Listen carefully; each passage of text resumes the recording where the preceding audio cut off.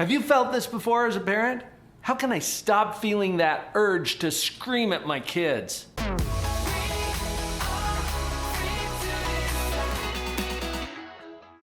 Hi, I'm Dr. Paul Jenkins, a child and family psychologist. And I'm Vicki Jenkins, a speech-language pathologist. We're going to share with you 5 clear strategies that you can use today, and we've even got a special tool for you.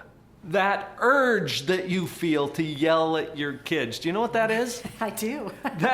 You felt it, haven't you? From a psychological standpoint, this is your brain's fight or flight response. Definitely. It's built in. It's really a protective mechanism, a survival mechanism to keep you safe anytime you have a threat. One of the best ways to kind of change your brain chemistry and the way it's working right at that moment is to take some really deep breaths. And this kind of it resets things. It sounds way too easy, doesn't it?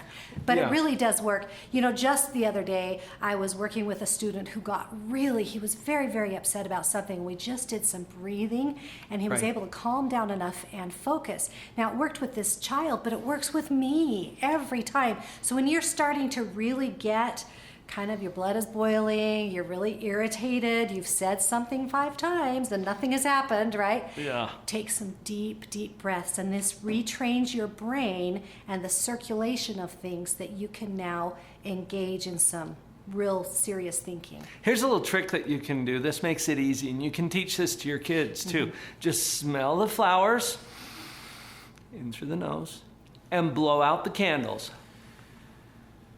Nice and slow. Right. That particular pattern, we've got clinical studies that show that helps to calm the brain. It's actually going to work some miracles for you. Our second point is to think. Now that is such an interesting concept, right? But you become aware of what you're thinking and you choose your thoughts. Sounds really simple, but it's not as easy as you might think. I've been doing a coaching program with Jody Moore called Be Bold, and she really hones in on this. A lot of the times you've got to start with curiosity and figure out what you're thinking that is giving you that feeling to scream and yell. So think about what it is you're thinking. Maybe be curious about it and be willing to be open to the fact that that thought might not be the thought that is serving you best, and choose another one. You're already thinking. Right. But like you were saying, Vicki, if you can become more aware of what you're thinking, then it puts you in a position of choice, and you can actually pick another thought that serves you better. So, for example, my kids never listen to me. That's a thought. Right, and it causes this feeling of just deep frustration. You could replace that thought with, my kids are really good at being kids. Because they are, right? I mean, that's a plausible thought, but it causes a different feeling. Notice that the feelings come from the thoughts. This takes some work. It doesn't always come naturally, mostly because we're not very aware of what our thoughts are. But as you practice it, you'll get better at it. One of the things that causes so much frustration for parents is having kids who will not cooperate with your reasonable requests, right? We teach parenting courses where we make a distinction between stages of moral development. And you don't have to know all about that to understand that at the lowest stage, they don't cooperate.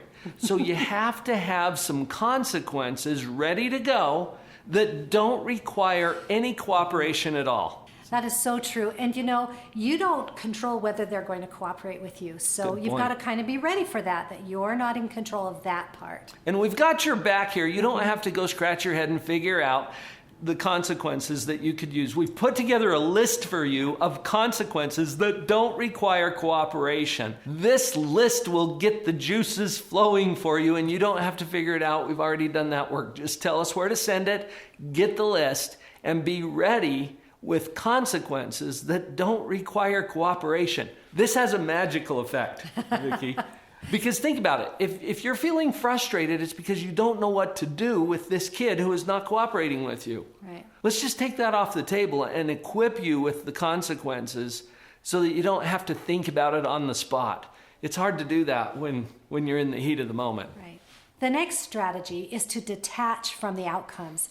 This is a powerful This one is really powerful, and Yeah. it really does take some practice and some mental work on the parent's part. You really do work to get to the point that you are okay with whatever they choose. Here's the psychology behind this.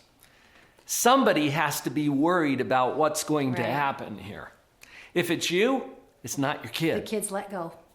Yeah, think about that for a minute. So if you detach from the outcomes, they're in a position where they have to decide, wait, is it important to me how this turns out?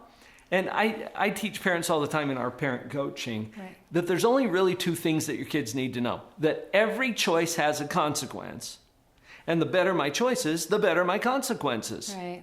That's all they need to know. So as you can detach from the outcome, they can start to make that causal link. Oh, so if I do this, this is the most likely outcome and the most likely consequence. Okay, do I like that? Do I not? Mom's not getting involved, so I guess I'm going to have to decide. Can I share an example that just Yeah, came sure. up in our parent coaching group yesterday? One of the moms was having a problem with her son. This kid is 9 years old. Every time they go to a family activity, he puts up a resistance. He doesn't want to go. That doesn't sound like any fun. And he just makes it miserable for everybody to the point where nobody's happy when they're going. And so we talked about how if she can detach from the outcome, all she has to do is let him know, hey, we're leaving at 4 o'clock. There's more than one way to go. You can go yelling and screaming, or you can go pleasant and smiling. Either way's fine with me. And then she smiled. And when parents are smiling, kids are thinking. Right. Okay, it's a good rule of thumb. What that did, when she detached from the outcome, he had to think it through. Now, we also put in some consequences for the yelling and screaming. We've given you a list of consequences, so you can pick some things from that. But with the consequences, now he has to decide, wait, do I want to go yelling and screaming with the consequences, or do I want to go pleasantly without those consequences? Right. And when mom's detached from the outcome, psychologically it shifts it right back onto his shoulders. It's back in his court. Yes. This list of strategies would not be complete if we forgot this one. What's your job as a parent? We've said it before. Your job is to love them no matter what and even if. Check out what this does to your own feelings. We've already talked a little bit about how thoughts cause feelings. When you remember, when you think, my job is to love them no matter what and even if, how does that feel? If that is your job, most parents that we work with feel relieved. Because they already do, Oh. right? They already love their child. Yeah, and if you're thinking, no, my job is to make sure that they do something in some way that I want them to do, that's enormously frustrating. And if you're feeling frustrated, you're more likely to scream and yell. So remember, the fifth strategy is to remember your job, that you love them no matter what and even if. Yes. Hey, this parenting thing can be kind of tricky, but we've got your back. Watch this next video next. Who takes care of the parents? You're going to get some good self-help in that one.